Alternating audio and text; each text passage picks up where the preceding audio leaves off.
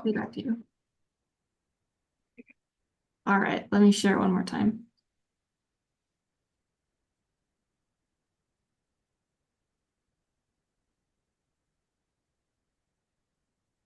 Okay. Presentation mode. I'm gonna move my video so hopefully I can see all of you. Can you see just my slide on your end? No, we're seeing Double something. Your slide and your next your slide. presentation Yeah. section. Gosh. Okay. We'll just do it from this screen. That'll be fine. So yeah, so thank you, Brett, for having me. I'm here to just present, kind of broadly on the Colorado River Authority of Utah. And then I understand that your group is particularly interested in conservation programs and just understanding what's happening in terms of Colorado River conservation programs. So I'll do my best to answer those questions as we go. And feel free to just kind of jump in and interrupt me if I can't see everybody super well. Feel free to just interrupt as we go as well. So high-level overview of the Colorado River Authority of Utah. We're a brand new agency. We were created in 2021 by the Utah legislature. And I'm saying agency, but technically we're a program of the governor's office. So we're kind of unique. We're not under Department of Natural Resources like water rights and water resources are. We're kind of our own entity, and we're pretty small. I think we have 6 full-time staff and then a few staff that are on contract. And then we work with a lot of consultants that are on contract with us. And then I'll talk about the advisory councils as well in a minute. So I'm a staff engineer. So to me, the core thing that I focus on at the authority is a 5-year management plan that we have. That management plan was approved by the board in April 2022. I should also mention we have 7 board members that represent different geographies and interests across the state. And that's on our website if anyone wants to look them up. But the management plan that the board approved has 3 priority areas. So we identified measurement, hydrology and operations, and drought mitigation as our priorities, at least for the first 5 years of the authority's work. And those are pretty broad priority areas. And so they have lots of sub projects and that I'll go through today. So where we've been since then is every year we do an annual fiscal year work plan. Our fiscal year starts July 1, so we're actually just starting FY25. So we've had 2 work plans implemented and now we are on our 3rd. Another role that we have, so the management plan really focuses on our intra-state work, the work with and the projects we do within the state of Utah. But the authority represents Utah at the interstate level in working with the federal government and with the tribes. And so we sit on a lot of committees and then coordinate, the activity of each of those committees with the other state water agencies in Utah. And sometimes, both the authority and other agencies have committee members on some of these. So UCRC is the Upper Colorado River Commission. I would say that's one of our biggest places of engagement. That's the 4 upper basin states, Utah, Colorado, New Mexico, and Wyoming. And so our board chair, Jean Shawcroft, is also Utah's Colorado River Commissioner on the UCRC, and then our principal negotiator for Colorado River issues broadly. And then I'm not going to read all of these committees, but there are several technical work groups that you can read here. And then things like environmental work groups. So those are the Glen Canyon Dam and San Juan programs. And then fish recovery and water quality groups. So there's a lot to keep track of there. And if you have questions about any of those, I'm happy to kind of, provide more detail or point you to the person that knows them best. Another critical piece of the authority is our advisory councils. So, our board is limited to 7 members right now, but the advisory councils provide an opportunity for us to get a much broader perspective, but still a focused perspective to inform our board and our board chair on priorities, needs, issues, things that are happening within the Colorado River Basin in Utah. So they've kind of evolved over the last few years. So we started out with 3 regional based advisory councils, the Northern, Central, and Southern advisory councils. And I know some of you are on those advisory councils. So, if you want to offer your perspectives at any point, that would be much appreciated. And we have recently added kind of 2 pieces of the Southern Advisory Council because we found that the southwestern part of Utah and the southeastern part of Utah had really different issues and needs in certain areas. And so sometimes separate meetings to really dive into regional issues is useful there. And then based on feedback from our existing advisory councils, an agricultural advisory council, so more of a topical council than a geographic council, was added just this spring. And so that is still getting up and running. Some of you might be on that advisory council. I haven't been able to actually meet everyone from that council yet. So Do we have anybody on an advisory council? I don't know, and I was wondering, also asking about who decided was gonna be the advisory panels. I mean, how was they selected, or, who got to nominate whoever went on the advisory councils and who's on them? Yeah. So you can go to our website and I'll provide a link at the very end if you want to read who is on each advisory council.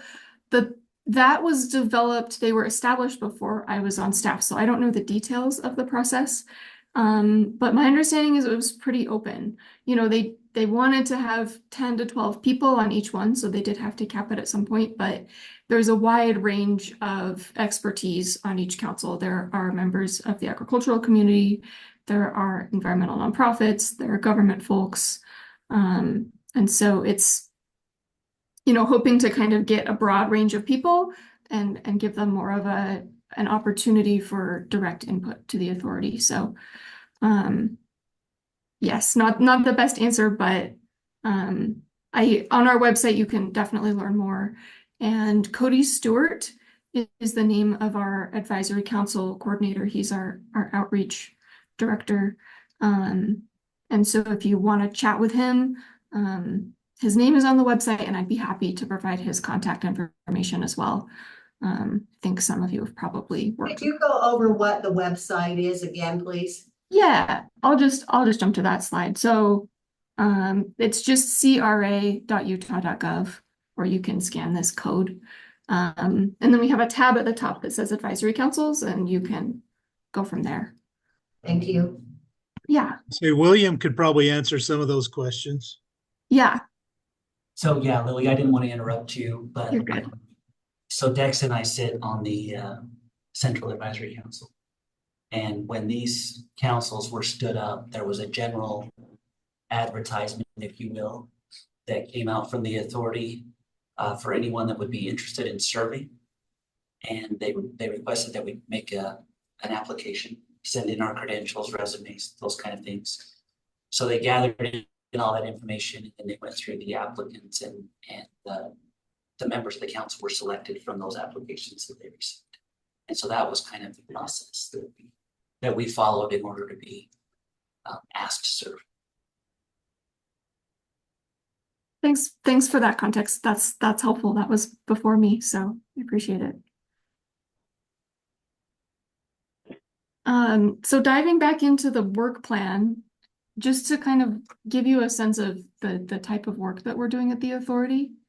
First is our projects that fall under that measurement priority area. Here we have kind of 2 focuses within measurement. One is stream flow and diversions, and one is consumptive use or depletion. So for stream flow and diversion measurement, we have completed a metering and gauging gap analysis. That was really high level, but we worked closely with Division of Water Rights to identify gaps or places where measurement would be really useful to help Water Rights Administration or help water users better operate diversions. And that will inform how we invest in, supporting measurement going forward. So we have sort of a plan and understanding and boundaries for how we might conduct those investments.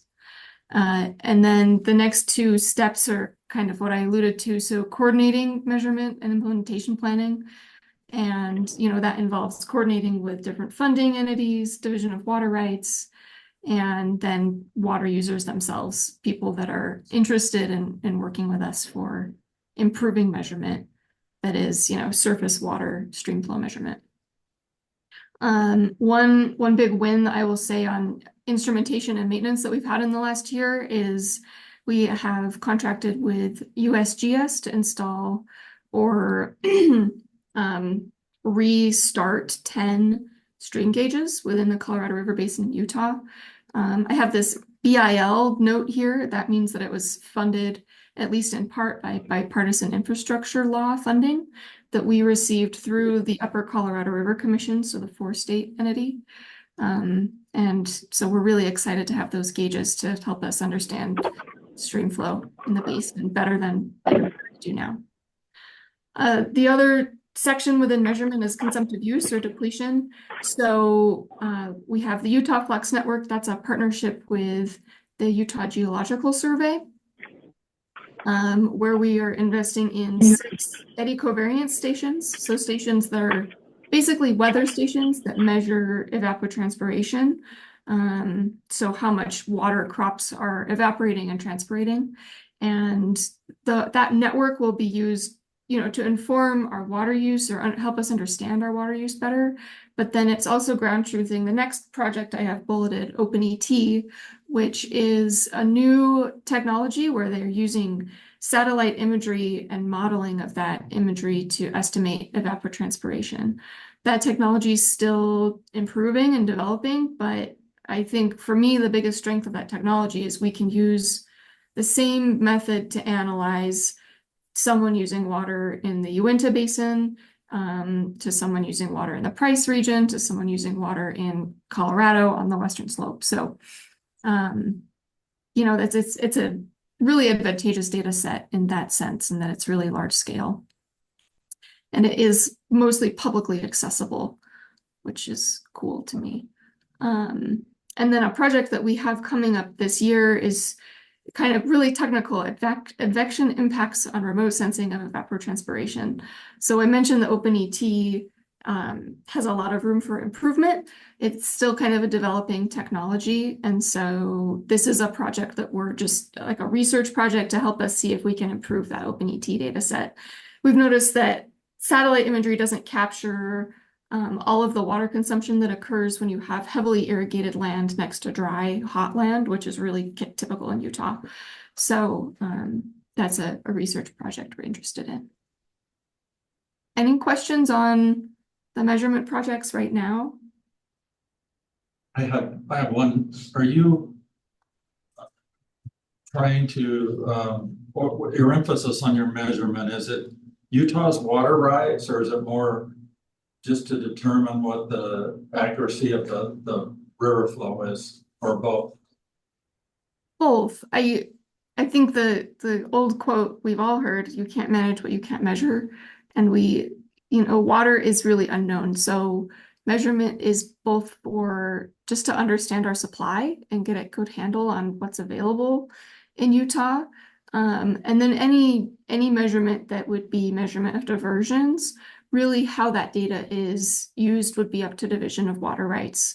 And if they, take any enforcement action. So, or improve their distribution systems, that sort of thing. So, and then the flip side of that would be if folks are interested in measuring their water more, hopefully they could use that data to understand, provide proof that they've been using it, understand how much they're using and when it's available, those sort of things. So we see a lot of applications, which isn't a super clear answer, but, I think right now, as we're just trying to kind of understand what our water supply is, that to me is one of our most important goals. And so those USGS stations are really critical for that. Okay, thank you. Yeah.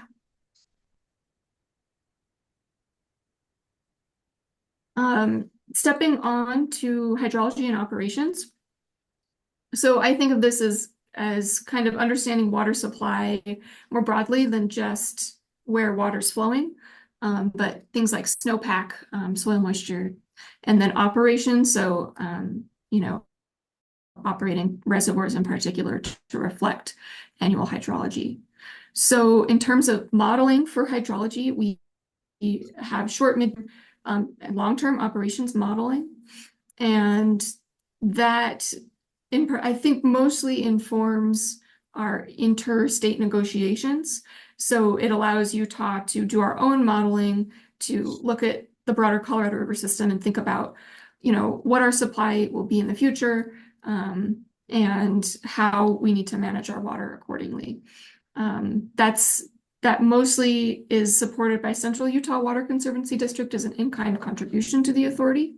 So I'm not an expert on that piece, but I'd be happy to connect you with folks at Central that know it really well. And then we're looking at a main stem transit law study. This is one that would be funded through that bipartisan infrastructure law funding. And probably a 4-state initiative. One of the big questions we have is, how much water do we lose as we transit it from, say, Flaming Gorge to Lake Powell? And understanding that, which is, you know, really big open question and exists at different scales across the Colorado River Basin. And then a couple of kind of research and implementation projects we have. One is really broad climate and hydrology research. We're you know, contributing funds with several other agencies to a couple of different research projects. One are just weather stations that Utah State manages. So making sure that we have a nice network of weather stations to rely on. And then one project that I am really excited about is here we have snowpack runoff and operations pilot project and research. And what that project is an airborne snow observatories pilot project.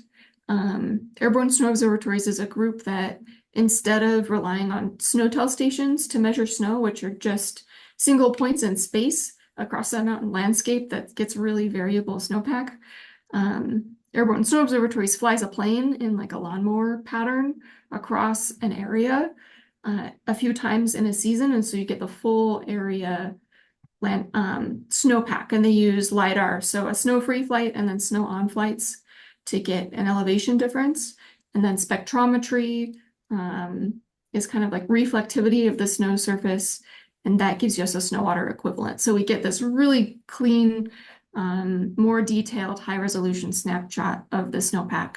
So we did our first 3 flights that have ever been done in Utah with this technology this spring, and they were in the Strawberry Reservoir Basin and kind of wrapping over to the upper Stillwater Reservoir Basin. So Central's starting to see if they can use that data to optimize their reservoir operations with better forecasting. Any questions on these projects? Okay. Hey, Lily, on your snowpack and runoff, the flights, Yeah. are you doing that again this winter? And is it the same areas that you're gonna cover? Yeah, so this project was funded for that same area for 3 years with 3 flights per year. So we'll have 2 more seasons of 3 flights. Yeah. So I think hopefully that'll start to give us a sense of, you know, over several years how useful the data is if we get different snow years. And then one of the questions we're asking with this pilot project is could this be useful in other regions? Like the Uintah Mountains don't have a lot of snowtail stations because they're wilderness. And so ASO would be really valuable there, for example. So that's kind of one of our broader questions we're asking with this project. So when you look at the climate kind of thing, I'm just kind of interested in that, like with the climate and hydrology research. So just a thought that I kept having was, as you know, we're all working very hard to conserve water. We're working hard to implement all these different things. But then a question comes to my mind as as we're doing those things and becoming xeriscape, it increases the heat. So then the evaporation is more. And so how are we looking at, I mean, what kind of research kind of are we doing as far as the climate? You go down to the solar panel type things, the heat is intensified around those areas. So how much is that? You know, so are we looking at all those entity kind of things, or what things are we looking at that as far as the research for the climate kind of stuff? I'm just kind of interested in that. Yeah, that's a great question. To be honest, we don't have any climate research at the moment that's really focused on any changing climate. That's kind of a broader question than I think we as a small new Colorado River Water Agency are ready to tackle. But, you know, I think, for example, those weather stations at Utah State, just having a really consistent data set of temperature, precipitation, relative humidity over a long term can be really useful. So this is a pretty small budget area, but something that we kind of flag as, you know, if there is research or funding requests for our support that come along, we like to be open to supporting those things. But right now, it's a pretty small budget area for us, like less than $50,000 a year. So when you said changing climate, give me an example of what you were meaning by what you're looking at as a changing climate. In the Colorado River Basin, mostly warming and drying, and then extreme weather events.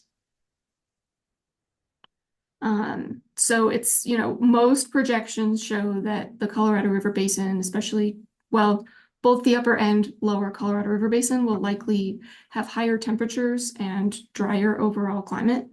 And so tracing that with data is really critical, verifying it as time goes on. And then also tracing extreme weather events. So, you know, understanding flash flooding sort of storms. Another piece of warming and drying would be a shorter snow season. Maybe still getting a lot of snow, but if we have a shorter snow season, there's more time for soils to dry out and absorb more of that snow, for vegetation to be active, to intake and transpirate that water. So understanding those really long-term trends, but again, our agency isn't super invested in that research at the moment, but more just supporting long-term data collection.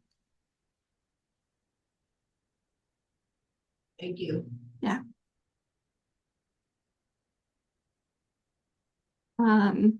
Now I think, to me, you know, the goal of the measurement and the hydrology and operations piece really is the drought mitigation work. And so there's a lot happening with drought mitigation, so I'll do my best to kind of bring the pieces together, and we have some other pieces that are uncertain. So we've grouped them here into ag water resilience research. So we have two studies right now under this. One is an agricultural water resilience study. This was initiated by Central Utah Water Conservancy District, and it's become a contribution in kind to the authority, where they're looking at past water use and supply to understand at a really large scale how much water has been used by Utah in the Colorado River Basin, and what are our opportunities for conservation, and what are challenges that would be associated with that conservation. So it's really kind of a desktop study, but starting to just understand what conservation might look like in Utah and what's realistic. Another study, which we are just starting, is hopefully funded by some BIL funds. Emery County, like many counties in Utah, has been undergoing lots of conversions from flood irrigation to pivot and wheel line sprinkler irrigation. And Emery County has a lot of systems that are fully metered. And so we're hoping to use OpenET data starting from 1991 So remote sensed imagery paired with the meter data from Emery County to see were there water use changes associated with those irrigation efficiency changes. Anecdotally, we know that they were able to have a longer irrigation season, that sort of thing. There were also impacts of like losing the riparian area along a canal. So sometimes losing big cottonwoods and that sort of thing. So hoping to understand those impacts, at least kind of at a research level or a high level. So those are our two existing research projects. And then we move from research into kind of modeling. So our modeling effort right now is under the Utah Colorado River Accounting and Forecasting Model. The acronym we use for that is UCRAF. And this model is something that consultants are helping us develop, and Water Rights has been really helpful in helping us develop as well, where it helps us basically plan drought mitigation projects. So there's, water use spatial data, so GIS data from Water Rights and Water Resources, and then it incorporates the water rights into the model, and then it can look back at the last 30 years of stream flow and kind of understand, color water, how, where was project water used, where was natural flow used, and based on the water rights, how might that look in the future? So that's one that I'm not a project manager for, but if you have questions about it, I'd be happy to connect you with Betsy, our engineer that does manage that project. And then the resilience initiative. So this is where we're actually trying to conserve water on the ground. Let's see, I actually meant to, I missed that I didn't take this out. We removed this name. I apologize. Doing that in real time. So we're calling this our demand management pilot program. It's a just Utah program where we're trying to purposefully conserve water. There's a concern that if we reduce our water use and it flows downstream, we're not getting any real benefit to Utah for that. And so what we can do is hopefully start to get credit for conserved water at the interstate level, so with the other Colorado River Basin states, so that we can start to build a bank of conserved water. And I use the term bank really loosely here. And that would eventually be a buffer against curtailment. So the demand management piece is distributing water that is conserved to probably Lake Powell or holding it up in a higher reservoir, and then having that water available to release in the case of a compact call for Colorado River compact compliance. What that looks like on the ground, we're still working out details, but we do hope to have probably just 3 projects on the ground for 2025 that would help us not just conserve water, practice that piece, but also possibly going through the change application process for saved water to make sure that we get credit for that saved water. Another program that the authority and Central are co-funding is the Agricultural Water Demonstration Research and Implementation Pilot Program, or AgDRIP.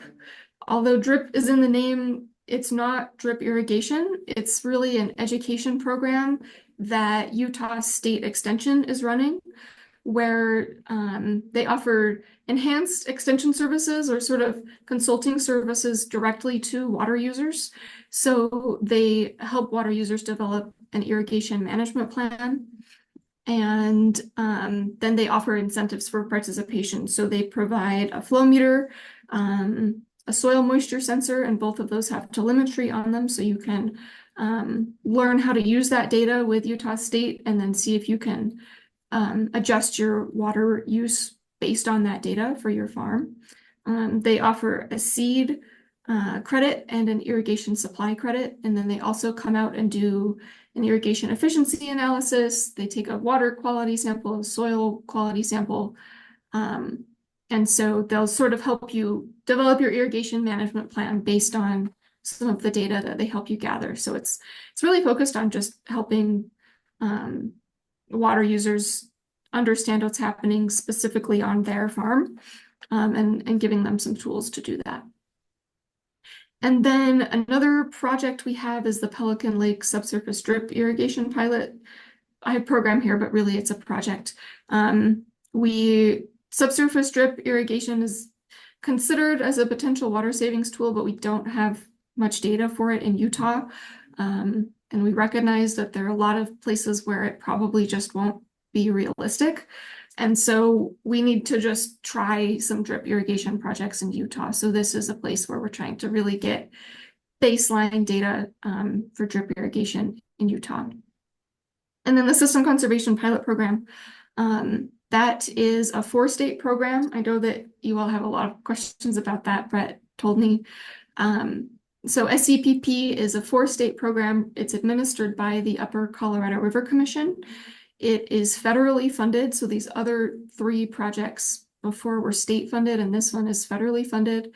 And what it does is it's temporary, voluntary, and compensated reduction of depletion.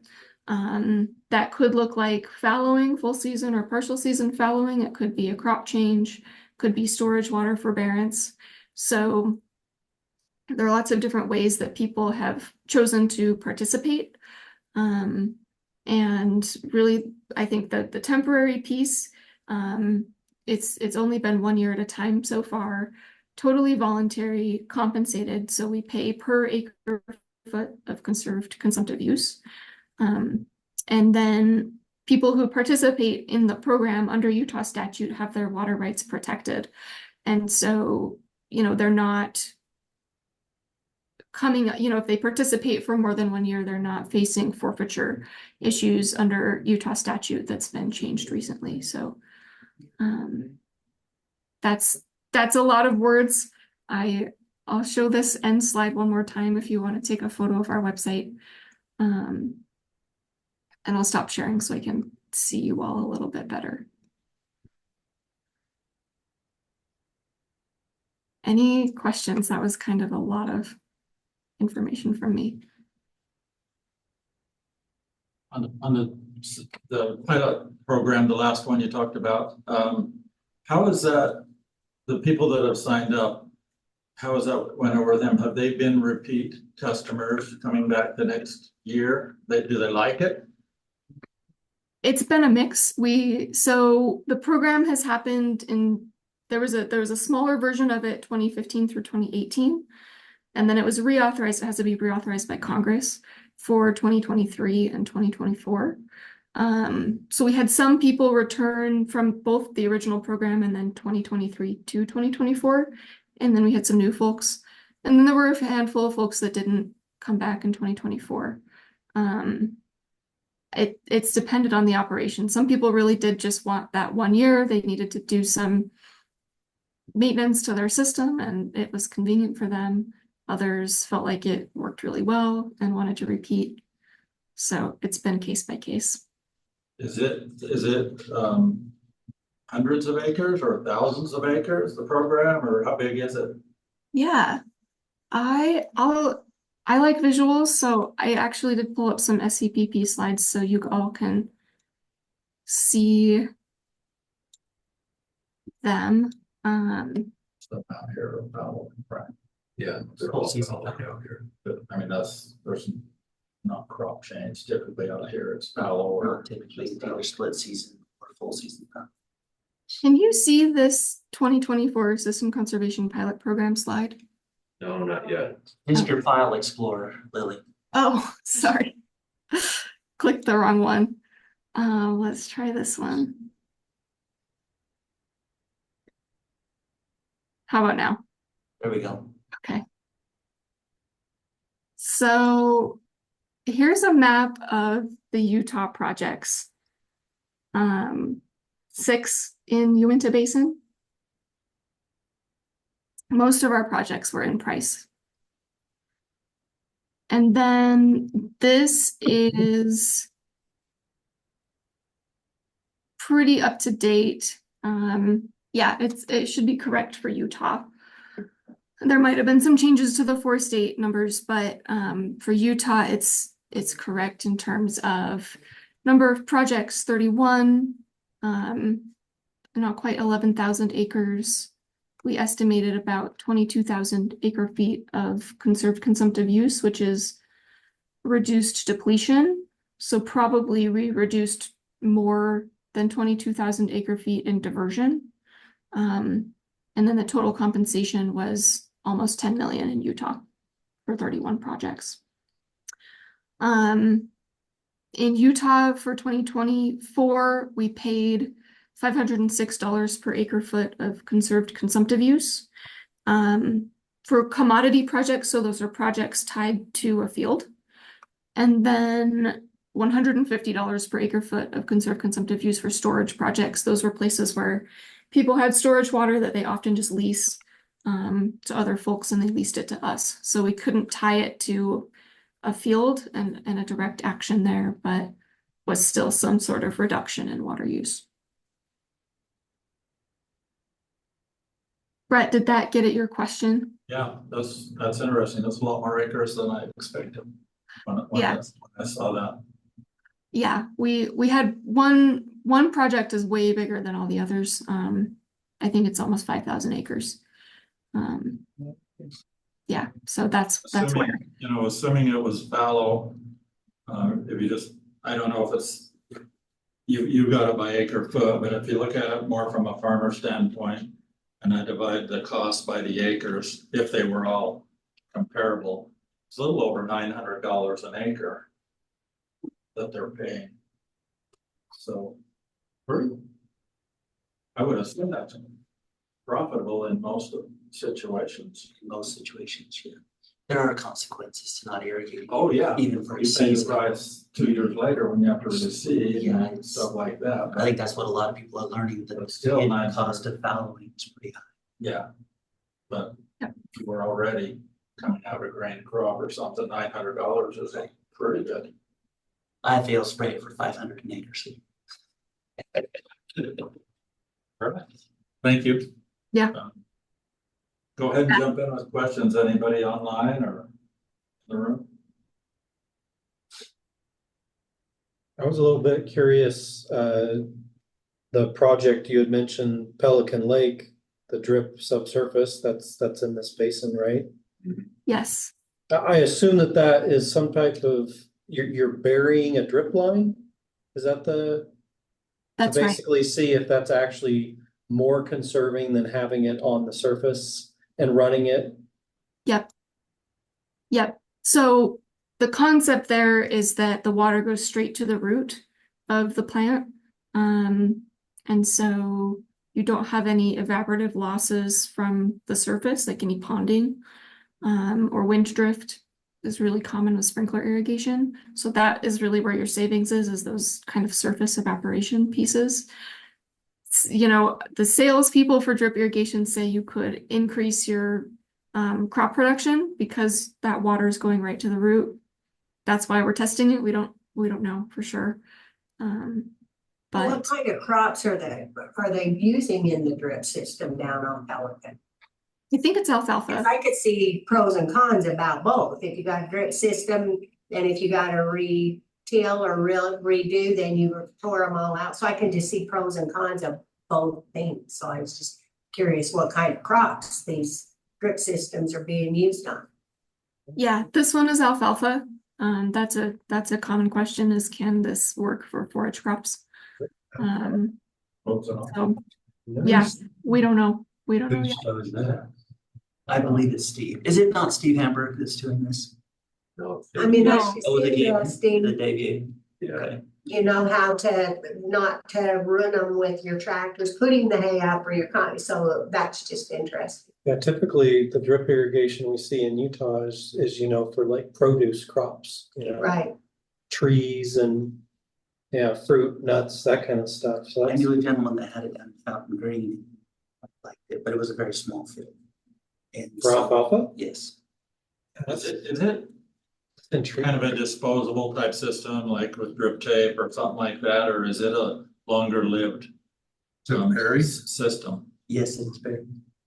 I don't know the specifics of this system. I did tour a system down in Yuma where I think that farmer was able to leave his drip system, the tape in underground for several seasons, several years. But, you know, he said that that worked for him and it depended on how he farmed. And so I think it depends on all your variables. But I don't know. I don't think this system is designed to be taken out annually, but I'm not sure. Okay, thank you. I was just wondering all the work that would have to go. Yeah, that's interesting. I think they can rip it in. They can what? I think they can rip it in for systems. Yeah. Scott, you had your hand up. Yes, thanks for the opportunity to ask a question. So tell me, what, where is the largest, you know, he said one of those operators was 5,000 acres on that study, or that's participating. Where's that at and what drainage is that that they're in? That's in Green River, Utah. So it's on the main stem of the Green. Okay, I was just curious about where that one was at. Okay.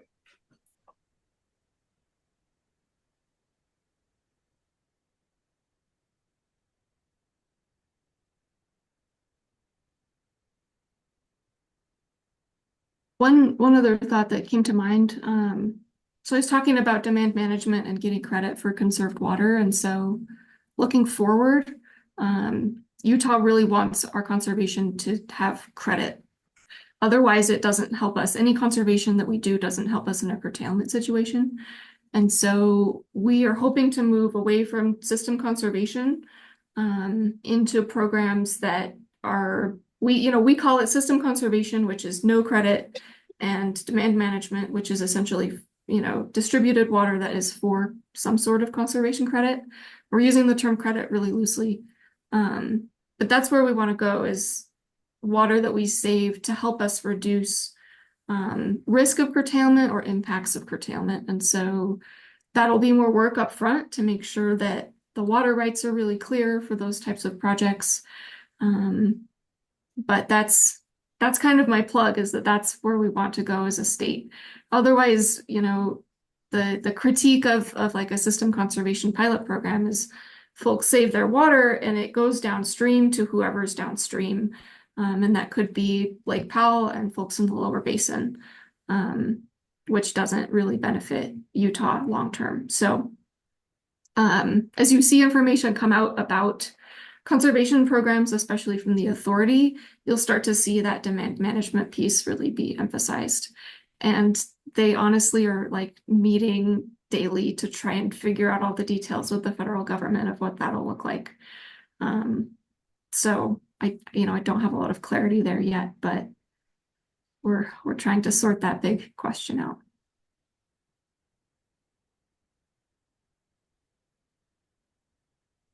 If there's no other questions, thank you very much. It's been very informative. We appreciate you taking the time. Thank you for having me. I really appreciate it. And hopefully I'll make it out there in person sometime. You're welcome to listen in or log out, whatever your day requires. Have a nice day. Thank you. Okay. I'll take the liberty to maybe just switch the next two items on the agenda and just have Peggy give us a report on the state council meeting that she attended last week or the week before or whenever it was. And she also, well, I'll just let you go ahead, Peggy. Okay. I just thought it was important that we just kind of bring that information back down, and so that we all kind of know. But it was on the 11th of July. And the state is still working on certifying other additional watershed councils. And so there was a couple of them there that were being certified: the West Colorado River and the Southeast Colorado River. And also, the meeting was mostly just the certification of all of the newly created watersheds. But I thought it was interesting, and I see a lot of work that Carly has gone to because she has a document that she's been working with the council and doing, because a lot of us are creating these new councils, and it's not a real easy job for anybody to do this. And so she's been working on a watershed council draft, just giving the steps of, you know, how to get the council started. And so I applaud her on that. I think that was commendable to come up with those things to help all of us with. And hopefully that'll be getting sent to everyone soon. It's still in a draft form, but everybody's been on the council's been having input in that. And so I think it will be a really nice guide document for newly created councils. We just needed it earlier. I know. Tell me about it. I'm No, going it's- as fast as I can. And then they discussed and talked about that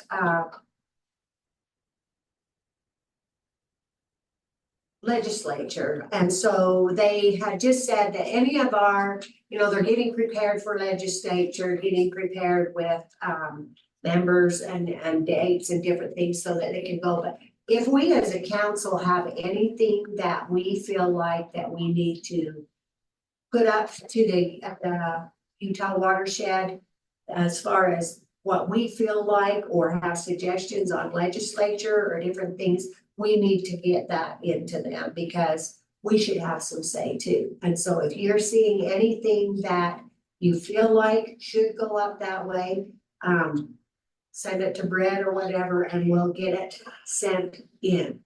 Because I think we need to be aware of what's going on, and we also need to have a say in what's going in on our legislature also. And basically, I just wanted to just give you those little updates, so. Can I ask you, the ones that presented, Oh, what kind of work were they doing? the ones that presented, and I'll just kind of give you, this is another thing, I'm glad you asked that question, because it's our council's turn to present in October. So we need to be thinking of how we want to do it, but there were some that just did like a talk presentation. There was others that used slideshows that were really, really good because the slideshows. But what they did was highlighted like the geographics of their watershed area. They had that, they had council members. A lot of them have been going on tours. A lot of them have had speakers come in and talk to them like we kind of discussed and talked about, so that we can learn what's out there.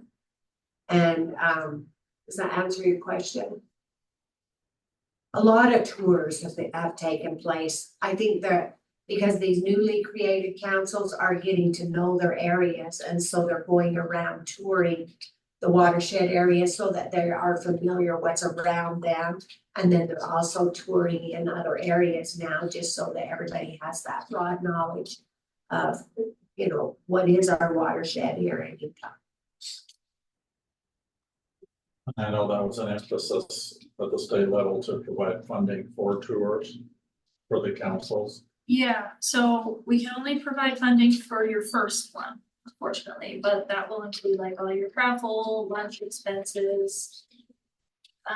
After that, we can still provide your travel if it's over 50 days. I had our one, and so the topic came up about like, you know, rehabilitation, but that would be a good tour. And there's probably other ones, but Well, if you're going to up to Moon Lake, go into Rock Creek too, where both them, you know what happened, you know, so you got the Dollar Ridge, go up the Strawberry River. yeah, So so I mean, if you want to see What can happen? well, now it's what, 6-7 years now, maybe since Dollar Ridge. So you can start seeing a little growth coming back, but how to me, it's just devastating what can happen, so. I mean, that was. and then the Moon Lake one was a few years after that, wasn't it? Yeah, and then last year so we spent, well, it was in the millions on that in Moon Lake and Rock Creek with them things they put up there, you know, where their drainages, where that was coming down. And that rainstorm all took it out in 5 minutes. And that, and so where the springs was that fed the Moon Lake campground, the forest stuff, everything in there, they've got a rock flow on top of it that's 50 or 60 feet high of boulders as big as this table. If you haven't been up there yet, go in and look. Where's this? We ought to Moon go do Lake. a tour up there. So in Rock Creek, they just barely got done. And now, I don't know, Andrew, you was up in there, wasn't you, when they finished up them? Yeah, I saw some. When they finished it and that, and then when that come out of that. Though, and it just took them right out, like they got an inch and a half of rain in like 10 or 15 minutes up there after they built all them basins and everything and that. And then, I mean, then it come down on the roads and everything. And our road crew the year before had spent 2 months in there cleaning and that. And then last year, so they had all them campers up in there at Stillwater. They lost campgrounds in Stillwater and I don't know, it took 2.5 days to make a tunnel through the mud and rocks for the campers to get out, for them to get the people out of Stillwater and that. And we was chipping, our crews was in there chipping the roads in Stillwater and where they parked the equipment as the only island in there, the whole thing when that mud and rock come out again on it, you know, so there's a lot of power in Mother Nature, so. So if we want to tentatively schedule a tour a little later this summer or early fall, that's the one idea that has come up that'd be very interesting, and most of us haven't seen that. Well, I mean, the thing is that happens is if they harvest the trees out, the old growth, you know, the normal, and do it orderly, you won't have that devastation. But when fire goes in there and takes the whole thing out, there is nothing to stop it. It all starts over. So So when you're really talking about watershed, yeah, it's total destruction. fire prevention is. Yeah, It's part of it. it's part of it. Part. And that, and so. And in a way, down the road, it'll be good because a lot of that used up the water, you know, you get into your juniper and pinions, you know, they use that up. Nothing ever gets to the ground, the snow, all that, they use it and that, but it's receiving it down on the bottom end without all of that's what's the. it's a, so the, and I'll go to the Dollar Ridge again on the strawberry, and I hadn't seen it. It's been years when you used to go up the Strawberry River, and that was a kind of a pretty little bottom to go up, you know, and everything the way it is and that. And then 2 years ago when I went up it, and all you had was mud and rocks and that come out in canyons and that whole thing. So the river was on this side. And now the river's over here on this side of the whole canyon, because it changed that. So when that dammed the river off that, come out of that one, there's a little reservoir up in there about it, the Duchesne County, Wasatch County line now, and I guess it's still there. I don't think it's washed out. But when it dammed that river off, then all their fish down that river just died because it just shut the water right off from that coming in. It just, they said them fish just, when that water stopped, is all right there in that river dead, so. Well, let's just look at the cost to the. Those of you online, speak up. Is there interest in maybe a half-day tour? We have funding for it, apparently. We could do a lunch on a bus or whatever. I don't know if a bus is practical, but we can figure the details out. Well, I think you can get oh, what's the county bus thing they have? They have a new bus. The county used it a couple of times. UBT. You got it, they got a bus that you can probably rent, use. So, I mean, the details we could work out, but is there interest in a tour of the watershed projects going on in conjunction with the big fires? I'd be interested. I'd be interested. And Dex can share what Moon Lake's water users proportion, what happened up there in Moon Lake. I was thinking he was gonna be our tour guide. Well, he can. Yeah. He can do Well, it. you can't see him, but he's jumping up and down with Yeah, excitement. I know he's That's, excited. that would be typical. Dex. He raised his hand, see that?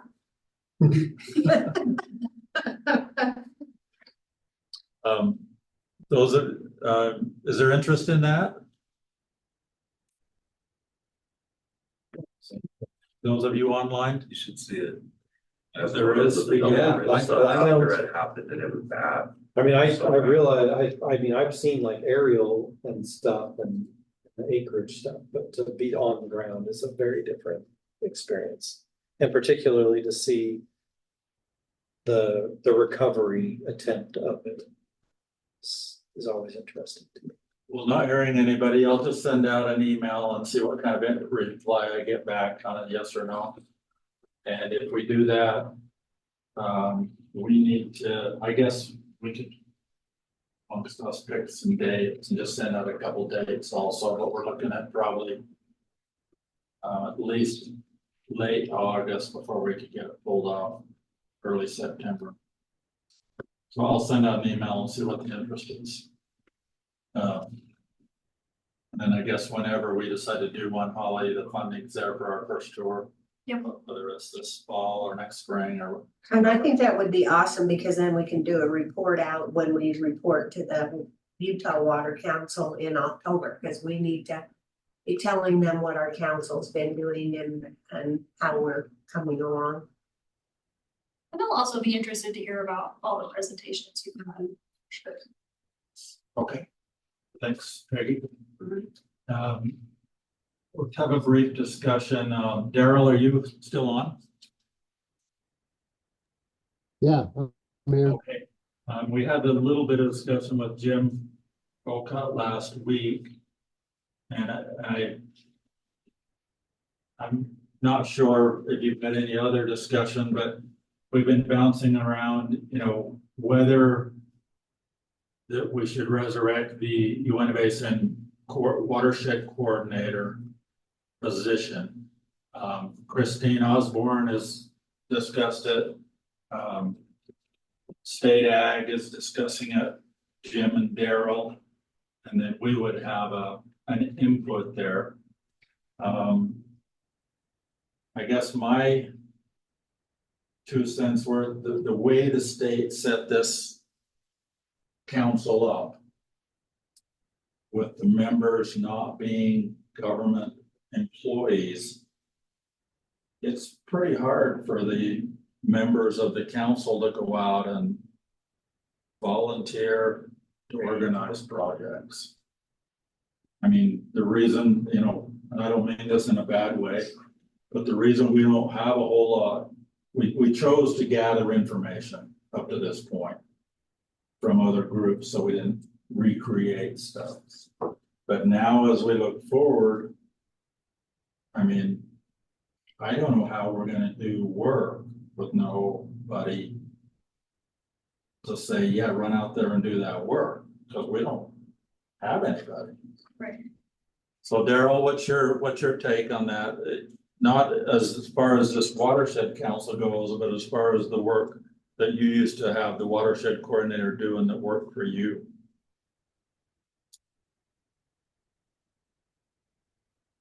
Yeah, anytime that we've been able to have a watershed coordinator. Daryl, we can't hear you real Speak well. up as loud as you can, please. Can you hear me now? No. Not real good. Let me try something different.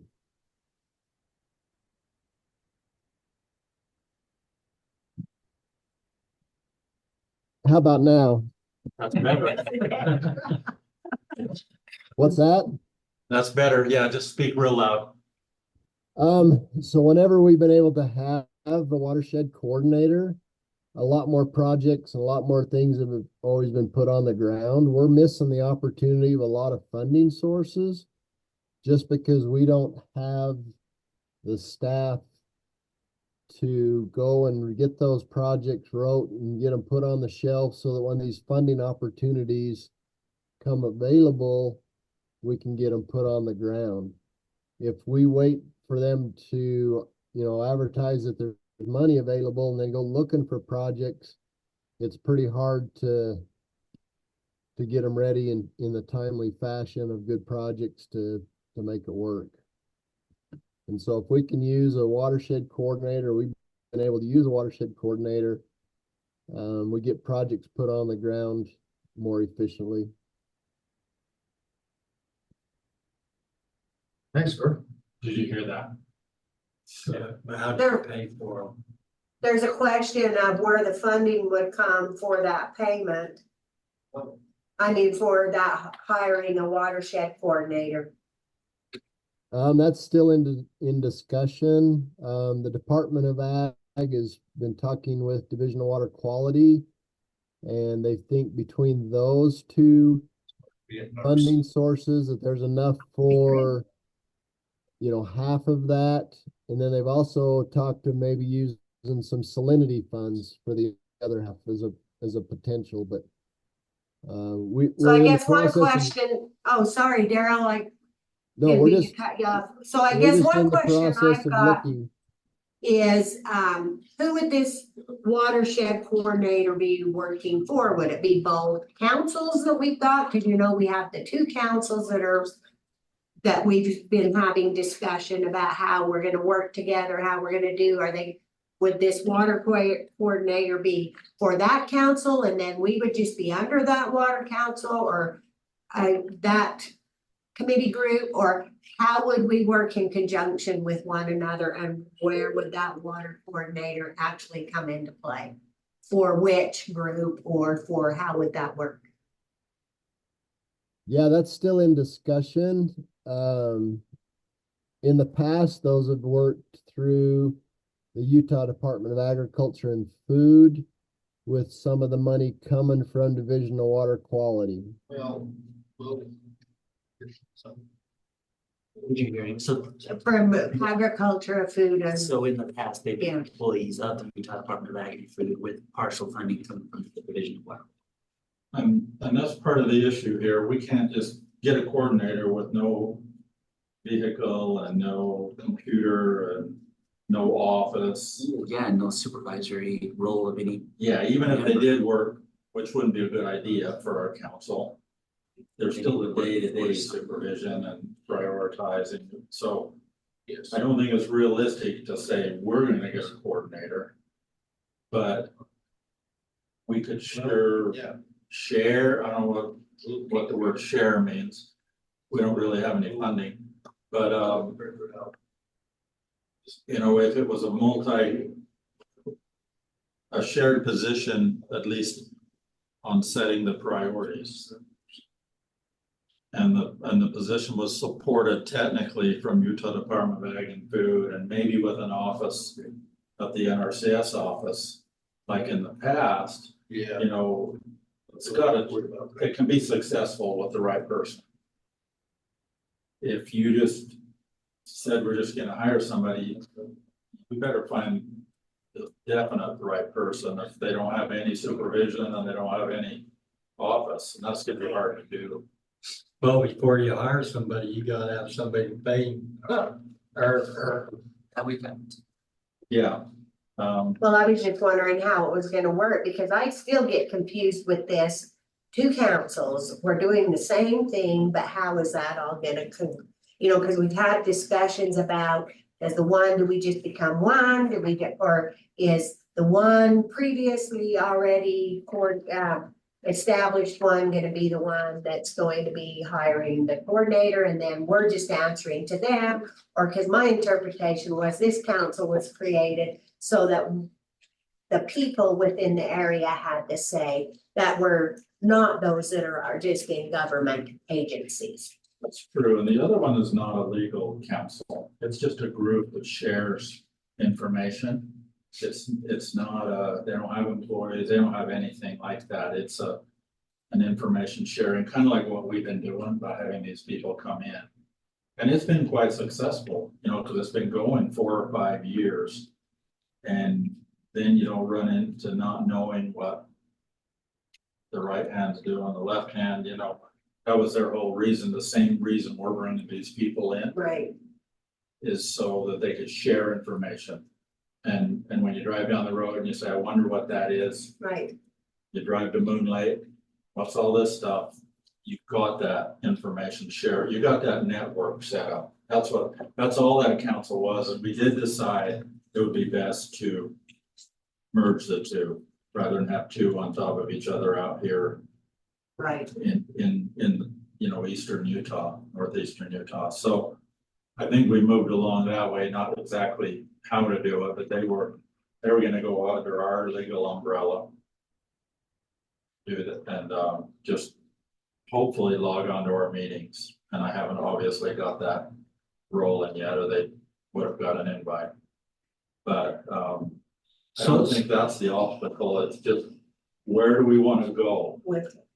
Because if we want to say we're doing something, if we want to say we're just a body that, you know, will support other people's projects, we can just stay as is. We don't have to get active on. Well, if we can get the funding for a coordinator, I think it probably will help our area, our whole thing, but it's, do you go to the legislature, who's gonna? Cause No, I don't think, Daryl, do you I wanna, think they have do you some wanna options talk of about how the to do process? Is that just internal in Department of Ag and Food? Yeah, I switched something. Can you hear me better now? No, but I had a comment once. I can call you, Daryl, and put you on speaker. Oh, there he is. Okay, try that, Daryl. Let me switch this. Oh, Much. man, that's a lot better. There you go. So, yeah, so it'd be internally, I don't think I mean, it'd be nice to have some additional funding from somewhere or trying to make it work. We're just trying to count from which pot of money we can get from where to make this work. Department of Ag works with Division of Water Quality on funding watershed coordinators across the state. That's how we used to have one here, was the majority of the money was coming from water quality. But they used the Department of Agriculture to be I guess the housing or the source of that, so that they run the money through there, and then it was the employee of the Department of Agriculture. One of the troubles that you do have, or at least with my experience with them in the past, is it's always year-to-year funding. And when you've got somebody that's trying to support a family, that's kind of scary to not know if you're going to have a job, you know, at the end of the year. So it'd be nice to come up with some source. I mean, and I realize all the jobs have their potential of disappearing, but at least some security that they know that it's going to go beyond more than 1 year. But just for an example, you know, Tracy talked a lot about the Dollar Ridge fire and some of those. When the Dollar Ridge fire, you know, happened at that time, Division of Water Quality was begging to receive an application for funding. They wanted to participate and to donate to that project, but we had nobody to write it up and make it work. And that's where we lost, you know, hundreds of thousands of dollars that they were willing just to participate into that one program itself.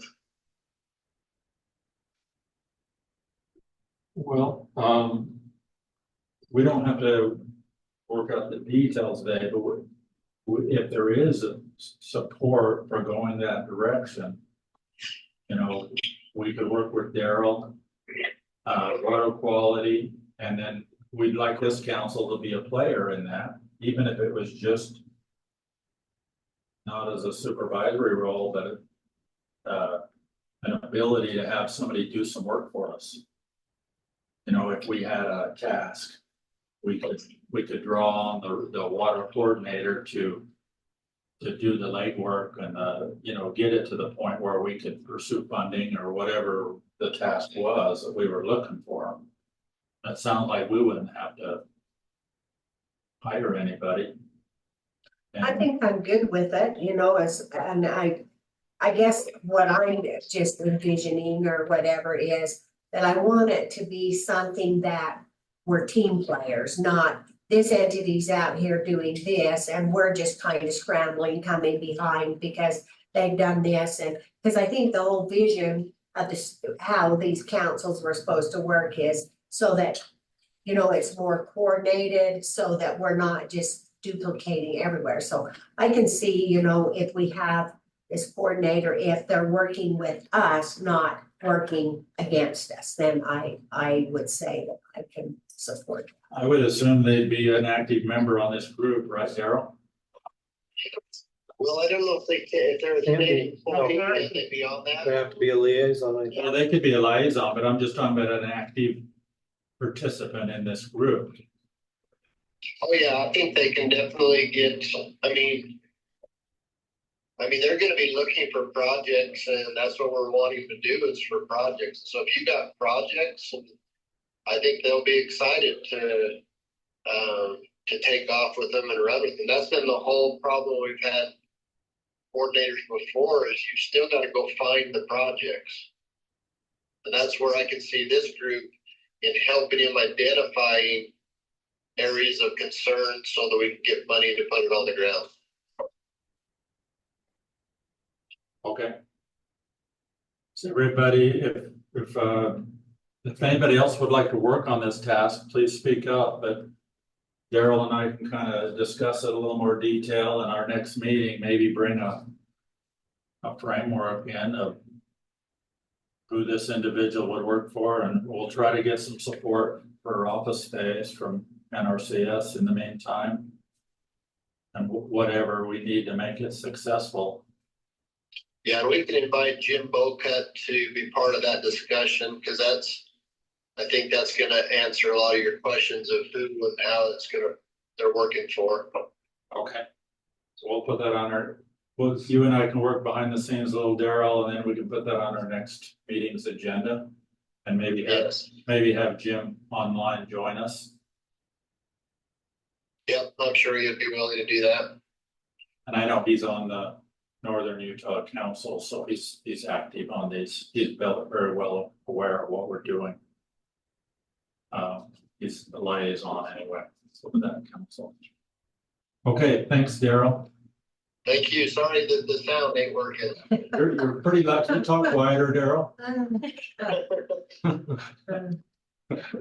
Yeah, a little difference between the phone and the computer. Okay, I'll open it up to the group. Was there other items that anyone wanted to discuss while we're here?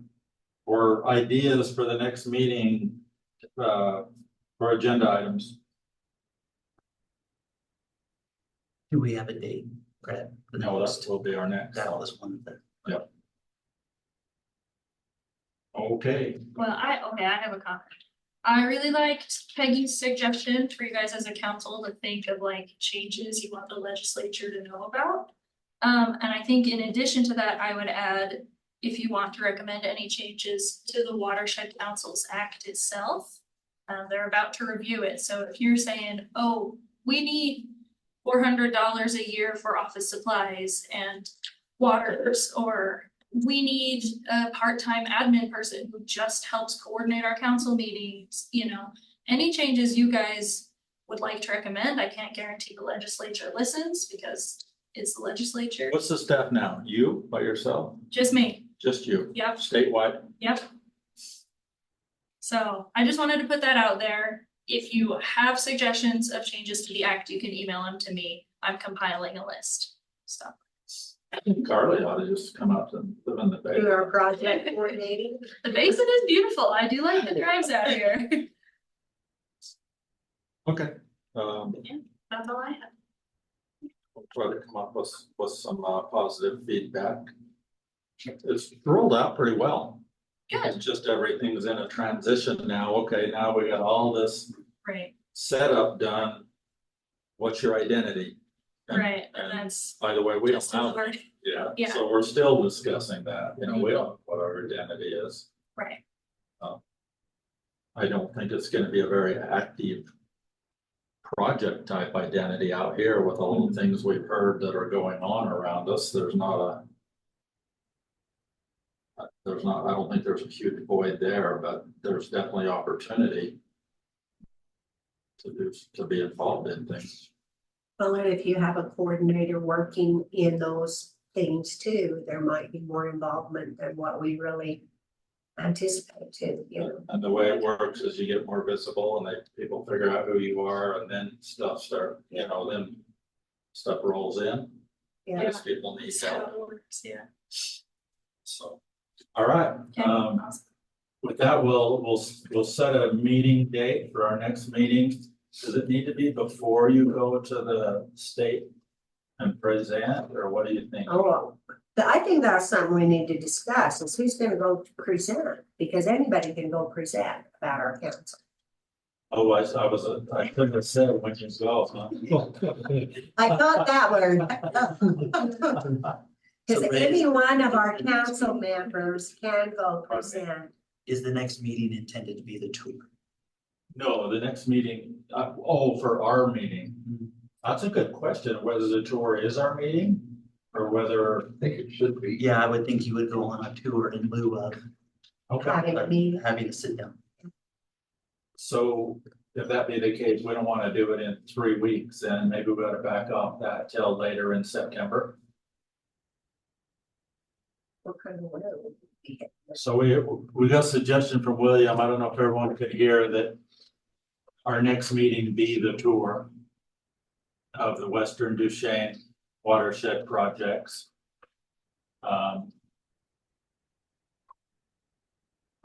Probably be best to pull it off in September.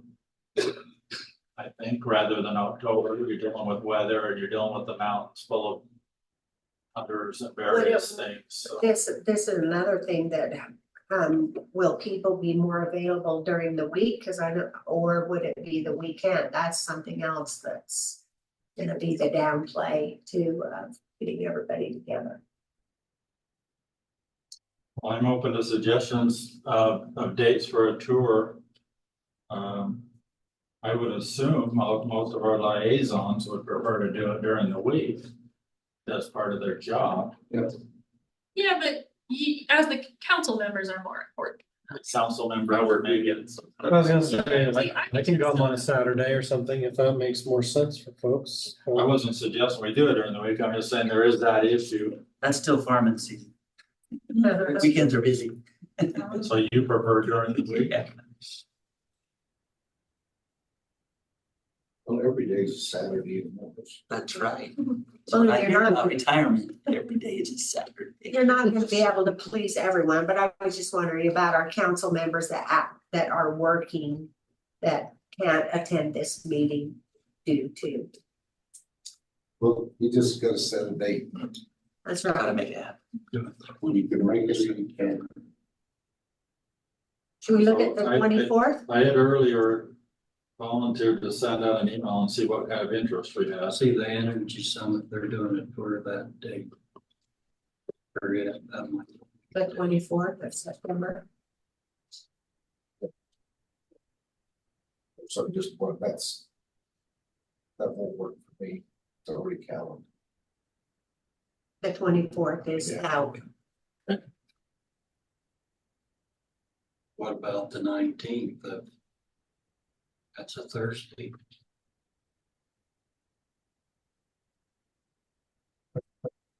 It's hard, but if you get 3 people to go, you can't get a date within 3 months.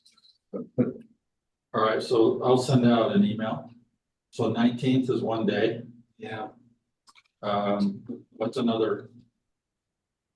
25th, Suggested date? 25th, 26th? Well, the energy summit that they're gonna have is gonna be the 25th and 26th. That's Oh, in. but the tour's a day early. And so I don't know how many people might be involved in that energy summit, but Okay, yeah. Might not be. it's over at the conference I didn't center. realize So it was a 3-day. well, they're doing a tour, I understand, the 24th, and then the conference is the 25th and 26th. And I just got that today, so. And there is October 1st and 2nd, probably. We're getting a little late, but probably. Do you want to go that late in the fall though? I don't know. I definitely don't want to go the next week because it's elk season. No, you want to get prior to your hunting seasons, Yeah. so. I mean, I think the first, which is a Tuesday, might be a backup day.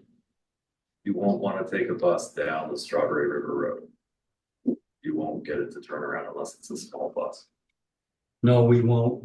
I think they want to probably go up Rock Creek, Moonlight. That would be easier. Yeah. If they want to, we can take some of them out of there. That's a long day. Yeah. Yeah, probably wouldn't want to do. I think. Just choose a smaller one. I think one site's probably, Yeah. it's a pretty good drive to get to either one of those. Yep. Okay, I'll throw it out with. Was there anything about the 17th or 18th that was a problem? No, I think the week of the 16th. The whole week. is probably That's September, available. are you? Yeah. ready? So I'll send out an email and see what, Yeah, that week could be work that whole week. Well, the 14th, you've got Columbus Day. Oh, I mean October, you're talking September. so I'll send out the 17th through the 19th. 17th, 18th, 19th, not necessarily in that order. Okay. And then I'll See leave where that it goes from October, there. I'll leave that October 1st one as the latest one. That might be the best week, that 17th week.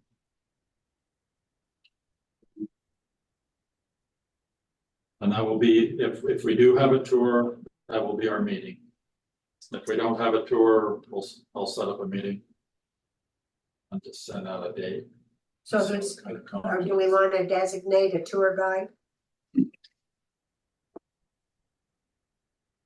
Just come to this thing. Just come and go? It would be, It's pretty I self-explanatory. think one engineering people. wouldn't it? Yeah, we could get Jones in the mill. Yeah, I think we come up with Okay. an engineer tour of what they designed and what they would have done. Yeah, we can get Jones in the mill to. I'm sure they'd have some insight of, wish we would have done this instead of this. And Okay. Yeah, that's good. We'll have them. okay. Any other input from anyone today? The state might have restrictions on where a bus can go, but I will look into that for you. Okay. So, What's oil? And we'll see what kind of numbers we come up That's with. made. Yeah. And 2 vans might do it. Yeah. sure. Wow, benefits paid. Okay, thanks for your Okay. attendance. We will adjourn this meeting. Since we don't, well, we may have a forum. We won't vote on it. We'll just adjourn unless anybody has any problems. Is that where they went over the? This is what they put in their calendar. Was that before or after? Is after. It was one. Oh. It was So- one of the so other this ones is- that came down. So this is the Farnsworth Canal. Have you been up there, Brett?